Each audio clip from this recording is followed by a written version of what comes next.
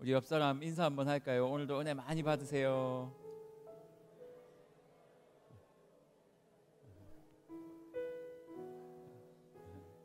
또 한 번 우리 인사할 때 하나님께서 오늘도 우리를 성장시키실 줄 믿습니다. 이렇게 한번 인사할까요? 좀 길죠?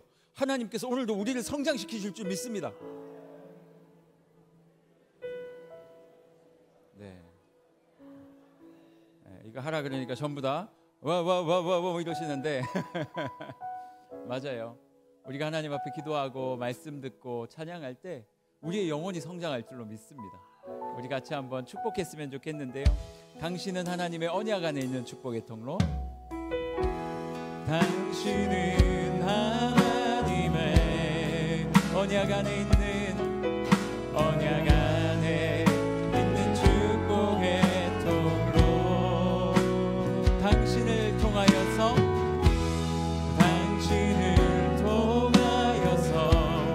열방이 주께 돌아오게.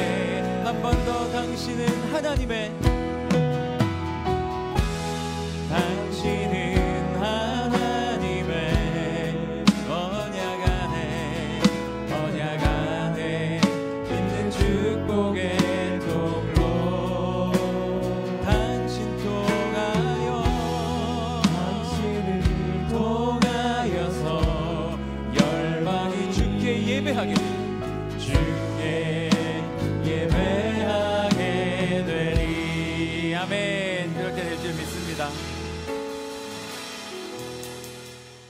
좋습니다. 오늘 하나님의 말씀 느헤미야 2장 4절에서 10절까지.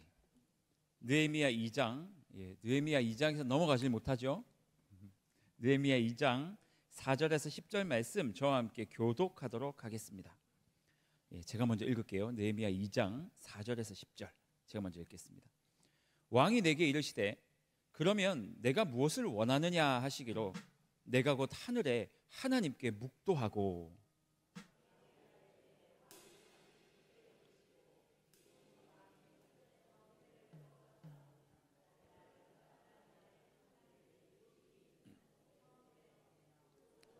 건축하게 하소서. 그때 왕후도 왕 곁에 앉아 있었더라. 왕이 내게 이르시되 내가 몇 날에 다녀올 길이며 어느 때에 돌아오겠느냐 하고 왕이 나를 보내기를 좋게 여기시기로 내가 기한을 정하고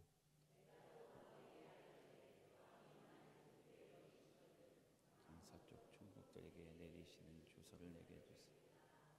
그들이 또 문납하여 이다에 들어가기까지 통과하게 하시오. 또 왕의 삼림 감독 아삽에게 조서를 내리사 그가 성전에 속한 영문의 문과 성곽과 내가 들어갈 집을 위하여 들보로쏠 제목을 내게 주게 하옵소서 하매 내 하나님의 선한 손이 나를 도우심으로 왕이 허락하고 군대 장관과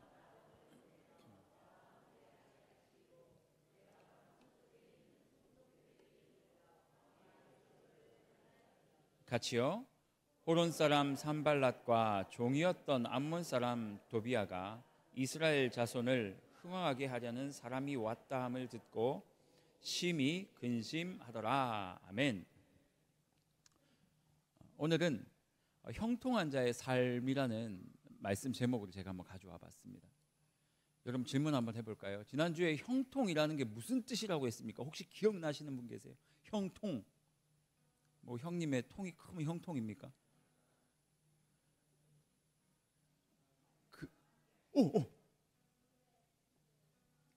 이야, 여러분 반성하십시오. 지금 10대 초반의 아이들이 이 말씀을 더 잘 기억하고 있어요. 와, 어떻게 할 거예요? 예. 여러분, 형통이라는 말은 하나님이 쓰시기에 합당한 사람으로 만들어지는 삶이 형통이라 그랬어요. 그러니 형통하다라는 말은 내가 형통한 사람이 된다라는 뜻은 하나님께서 나를 사용하실 수 있도록 내가 조금씩 만들어져 가는 거예요. 내가 어디를 갔는데 뭐 일이 잘 풀리거나 돈을 잘 벌거나 아니면 내가 계획했던 것들이 잘 풀리는 것이 형통이 아니라 하나님이 나를 사용하시기에 합당한, 내가 좀 하나님의 쓰임받기에 합당한 사람으로 만들어지는 것 말이에요. 그러니 어떤 의미로서는 내가 하는 일이 좀 불편하거나 풀리지 않는다 할지라도 그것이 우리의 인생의 형통함을 결정짓는 원인이 아니라고 이야기를 했습니다. 내 일이 안 되는 것과 상관없이 말이에요. 결과와 상관없이 우리가 하나님께서 쓰임받는 존재가 되어 간다면 우리는 어떤 사람이라고요? 형통한 사람이다 라고 성경은 말하고 있습니다. 여러분 어떠십니까? 한 주 동안 형통한 삶을 사셨습니까? 오늘은요, 오늘 이 말씀을 통해서 형통한 자가 살아가는 세 가지 삶의 모습들이 있더라고요. 도대체 이 시기에 가장 형통한 인생이었던 느헤미야라는 이 사람, 성경에서 이 사람은 형통한 사람이야 라고 그냥 점 찍어서 이야기하고 있는데 그 느헤미야라는 이 사람은 도대체 어떤 인생을 살았길래 그 사람을 하나님께서 형통한 사람이다 라고 부르셨는지 그 이야기를 좀 살펴보면 좋겠습니다. 첫 번째로는요, 형통한 사람은 어떤 인생을 사냐면 하나님의 도우심을 받는 인생을 살더라고요. 오늘 본문에 말하니까 뭐라고 말하냐면 오늘 본문 9절입니다. 9절이 아니죠. 7절에서 9절을 보면요, 하나님께서 느헤미야에게 어떠한 형통함을 허락하셨는지가 쭉 나와 있는데요, 이렇게 말하고 있습니다. 여러분, 형통은 하나님이 쓰시기에 합당한 도구로 살아가는 삶이라 그랬으니까 그러면 당연히 하나님이 도우시겠죠. 느헤미야가 그렇게 살았단 말이에요. 내가 하나님께서 쓰시기에 합당한 삶이 되어서 주님의 일을 하고 있으면 하나님은 자신의 일을 위해서라도 나에게 은혜를 주시겠죠. 왜냐하면 그게 맞는 거잖아요. 내가 일을 시켰는데 내가 일 시킨 사람을 내가 막으면 안 되는 거니까요. 참 신기하죠. 오늘 본문 7절에서 9절을 보면요, 뭐라고 말하고 있냐면 이런 이야기예요. 느헤미야가 이제 왕에게 갔어요. 왕이시여. 왕이 느헤미야에게 이렇게 말하는 거예요. 너 얼굴에 수심이 가득한데 왜 그러냐 그랬더니 느헤미야가 지금 수심이 안 가득하게 생겼습니까? 물론 이렇게 도발적으로 얘기는 안 했겠죠. 그러니까 왕이 뭐라고 말하냐면 왜 뭐가 그렇게 힘든데 그랬더니 느헤미야가 왕이시여, 우리 민족의 성읍이 불탔고 나의 조상들에 있는 무덤이 다 회파되었고 사람들에게 노략질 당하고 있습니다. 그래서 나의 민족이 너무나도 힘들게 살아가고 있는데 어떻게 내 얼굴에 수심이 없을 수 있겠습니까? 그러자 왕이 이렇게 말을 하는 거예요. 그럼 내가 뭐 도와줄까? 그러니까 느헤미야가 뭐라고 말하냐면 왕이시여, 내가 저 성읍을 다시 원상복구시킬 수 있도록 저를 좀 도와주시면 좋겠어요. 그러니까 왕이 그래요. 그래서 뭐 도와줄까? 그러니까 느헤미야가 하는 말이 뭐냐면 강 서쪽 총독들에게 말해서 내가 쓸 자재를 다 준비해 놓으라고 하세요. 간이 배 밖에 나왔죠. 이거는요, 말이 안 되는 이야기예요. 총독들에게 내가 쓸 이 목재들, 우리나라를 건축할 만한 나무들을 다 준비하라는 거예요. 이 왕도 말이 안 되는 거예요. 그래, 당연히 해줘야지. 그러더니 뭐라고 말하냐면 나중에는요, 오늘 본문 9절에 보니까 왕이요, 군대 장관과 마병까지 보내서 그와 함께 하라고 했다는 거예요. 어떤 상황이냐면 하나님께서 느헤미야를 형통케 하시니까, 다시 말해서 느헤미야가 하나님께 사용되기에 좋은 합당한 사람이 되니까 느헤미야가 어떤 인생을 살았냐면 느헤미야가 가는 모든 길이 순탄하게 열리기 시작을 하는 거예요. 순탄하게. 그러니까 첫 번째는 왕이 움직이기 시작했어요. 왕이. 말이 안 되는 얘기거든요. 느헤미야는 노예의 아들이었고 왕에게 느헤미야는 한낱 종에 불과했는데 그 종을 위해서 왕이 친히 움직이기 시작하더니 두 번째 누가 움직여요? 총독들이 움직이기 시작했어요. 그냥 한 명의 총독이 아니라 내가 지나가는 길에 있는 모든 총독들이 움직이기 시작하는 거예요. 그러더니 느헤미야에게 나무를 대고 심지어는요, 왕의 군대 장관과 그의 마병들이 느헤미야를 따라가며 호위를 했다고 오늘 성경이 말하고 있어요. 여러분, 말이 됩니까 이게? 도대체 왕의 군대 장관이 왕을 떠나 느헤미야를 호위하면 왕은 누가 지킵니까? 그 군대 장관이면 그 나라의 서열이 몇 번째겠냐고요. 왕을 지키기 위해 군대 장관으로 있는 사람이, 물론 느헤미야의 직급이 높기는 했지만 그 노예였던 한 승진한 사람을 위해 군대 장관과 마병들이 움직이는 거예요. 말이 안 되는 얘기예요. 오늘 성경은 이 이야기를 뭐라고 말하고 있냐면요, 이렇게 말이 안 되는 이야기가 벌어지고 있는 이유가 뭐냐면 그가 하나님 앞에 형통의 복을 받았기 때문이다, 그렇게 말하고 있어요. 여러분, 이 이야기에서 착각하시면 안 됩니다. 그래, 하나님의 형통의 복을 받은 사람은 어디를 가든지 길이 쫙쫙쫙 열리는구나. 내 아들이 삼성에 입사를 했는데 하나님의 형통의 복이 임하면 한 3년 뒤에 부장되고 한 10년 뒤에 사장되고 15년 뒤에는 회장이 되겠구나. 그렇게 될 수 있습니까? 될 수 있어요? 왜 아니에요? 될 수 있죠. 하나님의 필요가 있으면 되겠죠.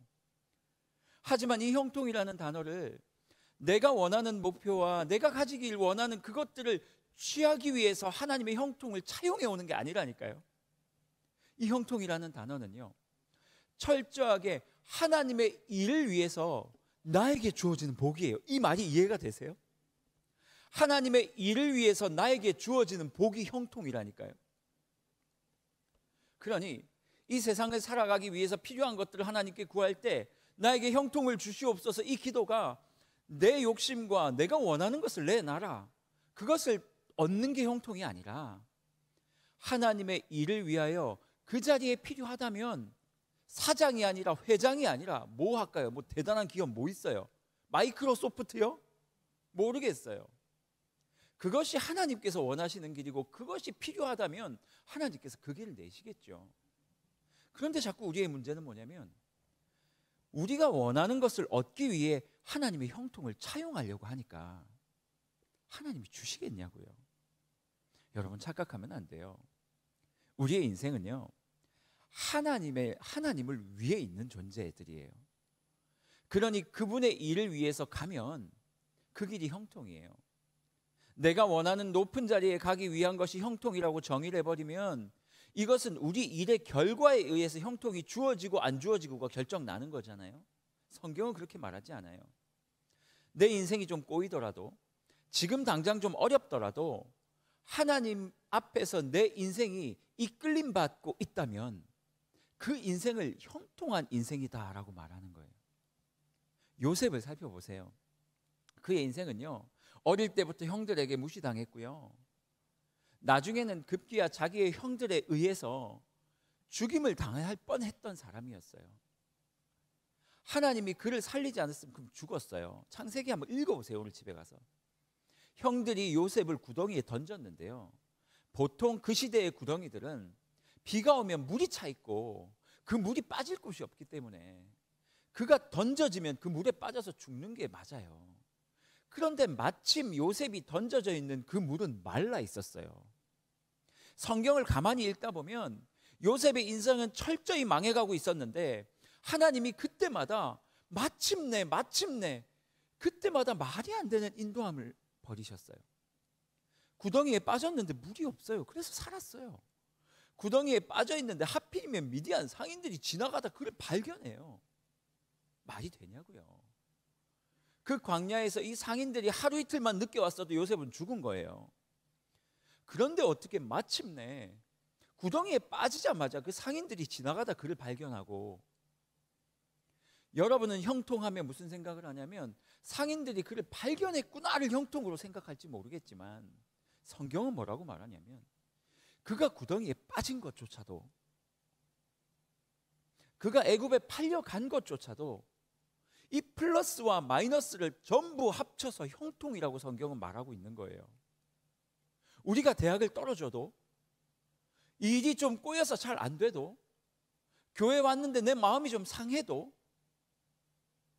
그 모든 것들을 플러스 마이너스를 다 합쳐서 하나님은 우리의 삶을 이끌어가고 계시고, 그 이끌어가시는 삶을 우리가 인지한다면 그 삶 전체를 형통이라고 말하는 거예요.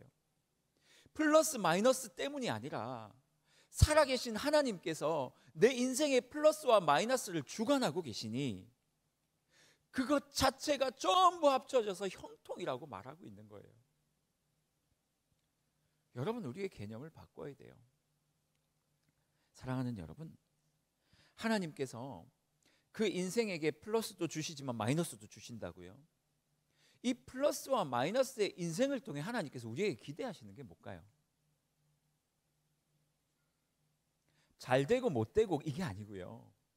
이 플러스와 마이너스를 통해서 하나님께서 우리에게 기대하시는 건 뭐냐면 내가 너와 동행하고 있다는 그 사실을 기억하기를 원하시는 거예요. 내가 마이너스의 인생을 갈 때조차도 하나님께서 나의 길을 인도하고 계신다. 왜? 난 형통한 존재니까. 내가 플러스의 인생을 갈 때도 하나님께서 나를 인도하고 계신다. 왜? 나는 형통한 존재니까. 이 형통한 존재가 무슨 뜻이라고요? 하나님께서 사용하시기에 합당한 존재. 그러니 하나님께서 나를 사용하시기 위해 지금 마이너스를 주셨고 하나님께서 나를 사용하시는 과정에서 나에게 플러스를 주셨으니 교만할 것도 없고 절망할 것도 없다. 이 모든 것이 합력하여 선을 이루게 될 것이다. 이게 하나님께서 우리에게 요청하시는 형통한 삶이고 형통의 이유라는 뜻입니다. 사랑하는 여러분, 어쩌셔요? 형통하게 살고 계십니까? 혹시 이번 주에 회사에서 편지를 받으셨습니까? 똑바로 안 하면 잘릴 거야, 이런 편지를 받았습니까? 괜찮아요. 혹시 좀 어려운 일이 있으셔요? 괜찮아요. 왜냐하면 우리 존재 자체를 하나님께서 사용하시겠다고 부른 건 확실하잖아요. 여기 예수 안 믿는 분 계세요? 없죠. 예수를 믿는다는 것은 이미 하나님께서 우리의 삶을 견인하겠다고 이미 시작하신 것이고 그 견인되고 있는 삶은 형통한 인생의 삶이니 여러분의 인생의 굴곡이 우리의 존재를 뒤엎을 수 없다라고 지금 말하고 있는 거예요. 하나님은 우리에게 이 플러스와 마이너스를 통해 형통한 삶을 통해서 하나님 우리에게 주시고자 하는 것이 있습니다. 여러분 잘 생각해 보세요. 하나님께서 우리를 사용하실 때 가시겠다고 불렀는데 하나님께서 우리에게 형통의 길을 안 주시면 그건 하나님은 거짓말쟁이가 되는 거예요. 그렇죠? 그러니 우리는 형통한 삶을 살아갈 수밖에 없습니다. 하나님이 우리를 도구로 부르셨으니 우리를 사용하실 수밖에 없다. 그럼 우리는 도구로 사용이 되겠죠.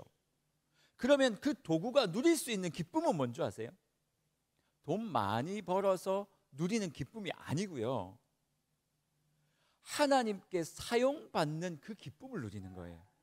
그게 우리 그리스도인들이 누리는 기쁨이라니까요. 제발 엉뚱한 데서 기쁨을 찾지 마세요. 연봉이 올랐어요. 기쁘죠?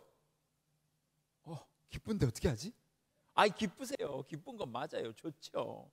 하지만 그것이 우리의 궁극적인 기쁨이 아니란 얘기예요.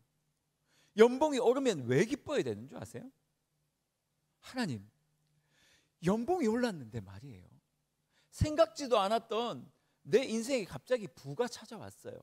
그러면 왜 기뻐야 하냐면 하나님을 위해 이것들을 어떻게 쓸 수 있을까?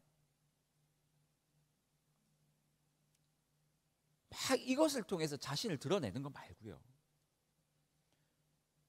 여러분의 인생에 마이너스가 찾아왔어요. 연봉이 깎였어요. 그러면 하나님께서 또 내 인생에 이 현상과 상황을 통해 뭘 주실까? 이 기쁨을 찾는 게 그리스도인의 삶 아니냐 말입니다. 여러분, 저는 사실은 이 금요 기도회에 조금 더 청년들이 왔으면 좋겠어요. 그렇다고 청년들에게 무조건 야 목사님이 얘기했는데 너 와야지 하고 막 멱살 끌고 그렇게 데리고 오지 마세요. 때때로는 좀 강제로 데리고 와서 은혜를 받을 때도 있지만 그들이 이 기도회의 소원을 듣고 조금씩 왔으면 좋겠어요. 그들 스스로 말이에요. 물론 때때로는 조금의 강제성도 필요해요.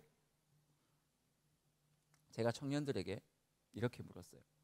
우리 금요 예배 찬양인도 한번 해주면 어떨까? 청년들이 안 들을 거니까 얘기하는 거예요. 우리끼리만 하는 거예요. 왜 제가 그 부탁했는지 아세요? 청년들을 이곳에 데리고 가서 소진시키려고요? 아니에요.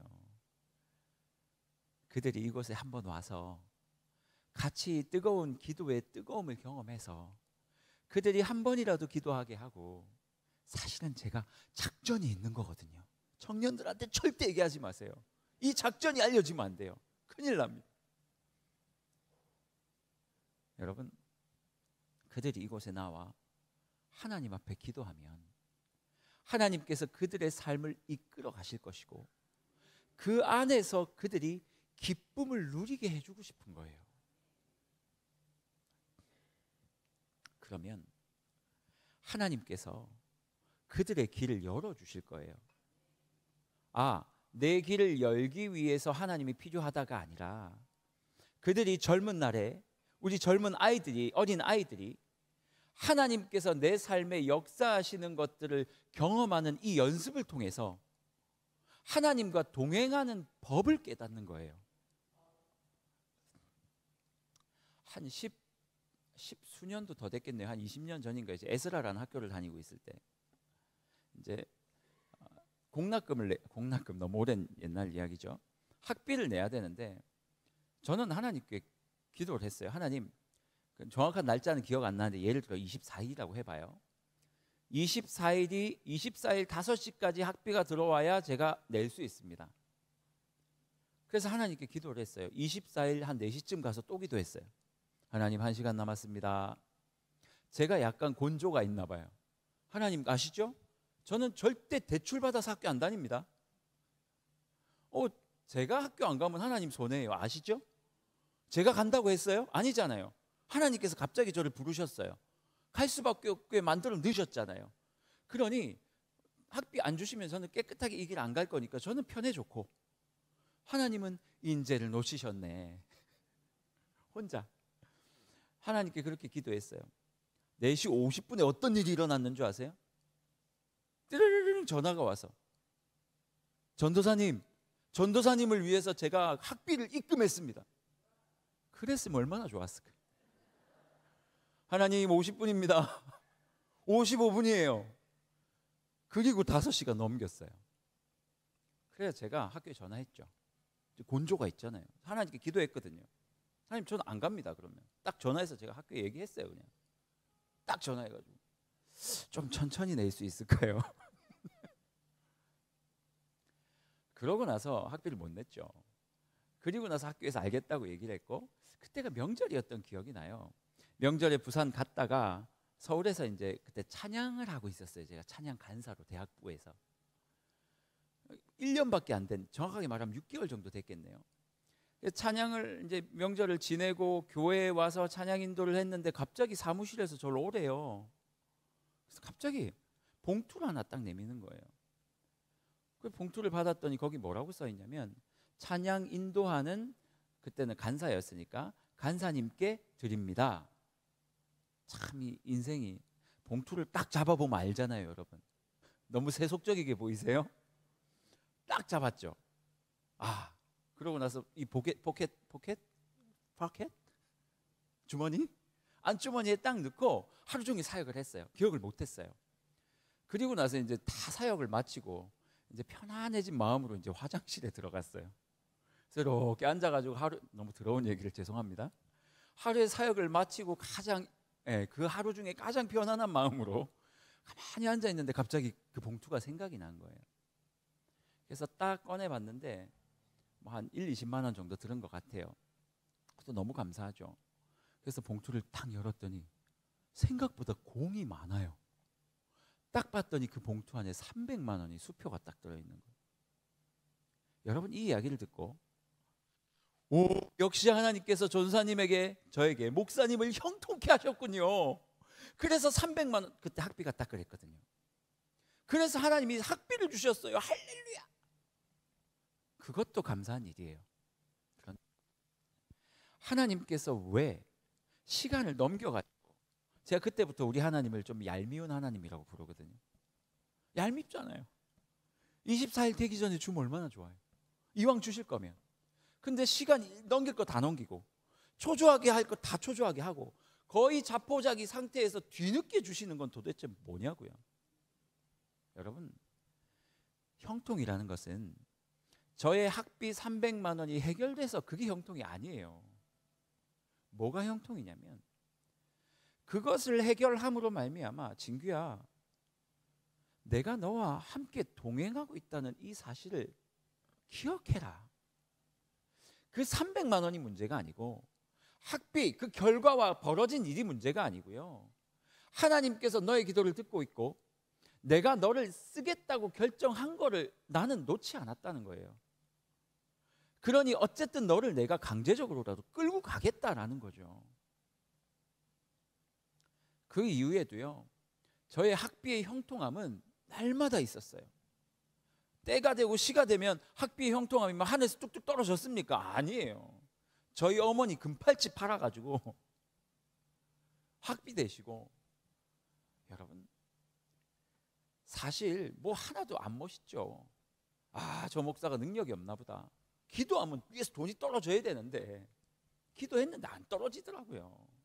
그런데요, 중요한 건 뭐냐면 제가 지금 그 모든 과정을 통과하고 이 자리에 목사가 돼서 설교하고 있잖아요.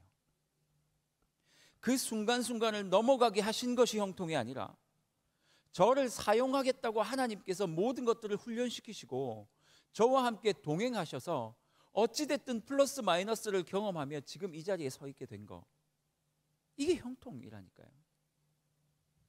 사랑하는 여러분, 여러분의 인생은 형통함이 있으십니까? 과거에 힘들었던 시간들 있으실 줄 믿습니다. 그런데요, 그 모든 것들을 이기게 하셨으니 앞으로 여러분의 인생도 하나님께서 이기게 하실 줄 믿습니다. 때때로 마이너스가 올 수도 있고 플러스가 올 수도 있지만 그 모든 것들을 좀 견뎌내는 우리가 되면 좋겠어요. 3대주 중에 1대지밖에 안 했는데 30분이 됐어요.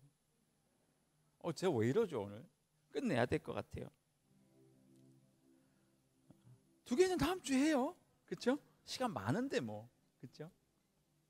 사랑하는 여러분, 저는 하나님께서 우리의 인생에 찾아오시길 원해요. 그래서 우리의 인생이 플러스 마이너스를 다 합쳐가지고 우리의 인생을 이끌어가는 형통하심, 그것들을 우리에게 허락해 주시길 원해요. 왠지 아세요? 우리를 하나님께서 놓으시면 우리를 통해 만들어져야 하는 하나님의 나라가 이 땅 가운데 만들어질 수 없기 때문이에요. 이해가 되세요? 여러분이 형통하지 않으면 하나님의 나라는 없어요. 그러니 그것을 위해서라도 우리를 형통케 하실 것이고 우리가 걸어가는 길마다 하나님의 나라가 이루어지게 하실 거예요. 여러분, 눈앞을 보지 마세요. 지금 잘했다 잘못했다 절대 보지 마세요. 왜냐하면 여러분이 잘했든 잘못했든 여러분의 그 길을 통해 하나님의 나라가 이루어져 가고 있으니까. 혹시 누군가에게 상처를 주셨습니까? 괜찮아요. 고쳐가면 되죠. 하지만 하나님께서 여러분의 그 모든 삶의 걸음을 통해 형통하게 하실 것이고 그 삶의 걸음을 다 모아가지고 하나로 뭉쳐서 하나님의 나라를 일구어 가실 거니까. 마지막으로 제가 이 말씀을 묵상하는데요, 예수 그리스도의 십자가의 이야기가 쫙 들어오는 거예요, 제 안에. 여러분, 예수 그리스도의 십자가는 실패입니까? 성공입니까? 성공이죠. 성공이에요. 왠지 아세요? 세상 사람들은 다 실패라고 얘기했지만 그 십자가의 저주를 통해서 하나님의 뜻이 이루어졌잖아요. 여러분, 우리의 인생에는 실패란 없습니다. 우리의 인생에는 결국 성공으로 가는 길밖에 없음을 믿습니다. 제가 오늘 말씀을 준비하는데 마음 같아서는 뒤에 2개 다 하고 싶은데 그러면 기도할 시간이 없을 것 같아서 나의 하나님이라는 이 찬양이 계속 제 마음속에 들어왔어요. 이 찬양 아세요? 주님의 나라와, 아세요? 뜻이, 아시면 해보세요. 나의 삶 속에 임하시며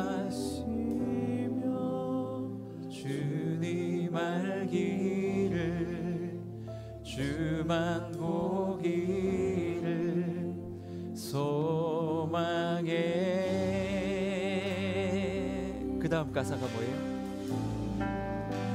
거룩히 살아갈 힘과 두려움 없는 믿음 주신 나의 하나님, 완전한 사랑 찬양해. 여러분 다 한번 일어나 보시겠어요? 그 자리에서 다 한번 일어나 보셔요. 제가 오늘 말씀을 준비하는데 이 찬양이 제 입술에서 끊이지 않았어요. 이 찬양 뭐라고 말하냐면, 나의 사랑 너는 어여쁘고 참 귀하다, 어느 보석보다 귀하다. 왜 이런 얘기 하겠어요? 그가 하나님 앞에 귀한 걸 알고 있는데 이런 고백 하시겠습니까? 지금 이 찬양에서 말하고 싶어 하는 건 뭐냐면, 자신의 인생을 보면서 나는 소중하지 않아요, 나의 인생은 완전히 망가졌어요 하는 사람에게 하나님께서 찾아가셔서 뭐라고 말하냐면, 네 인생은 귀한 인생이야, 어느 보석보다 더 귀한 인생이야. 내가 너의 삶을 통해 하나님의 나라를 이루어 갈 거야. 주님의 나라와 뜻이 너의 삶을 통해 이루어질 거야. 네가 나이가 많든 어리든 아무 상관이 없어. 나는 너를 사용할 거야.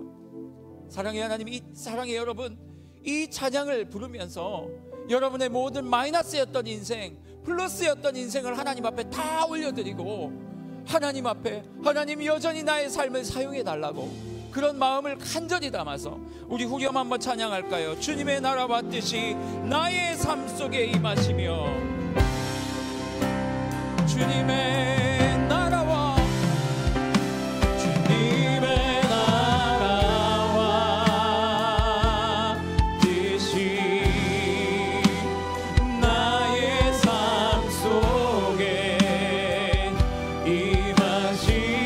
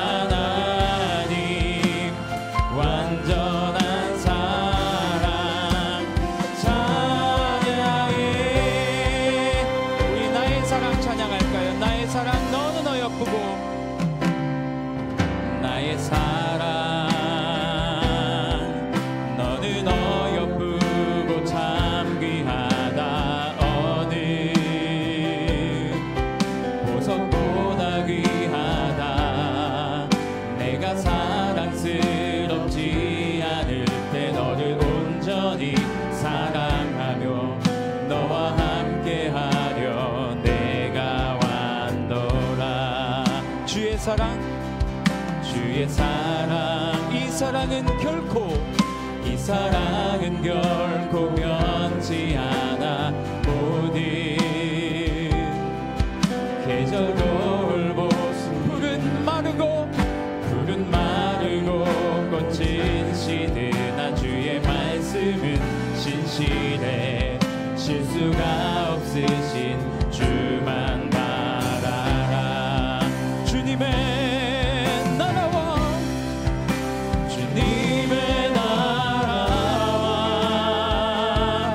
뜻이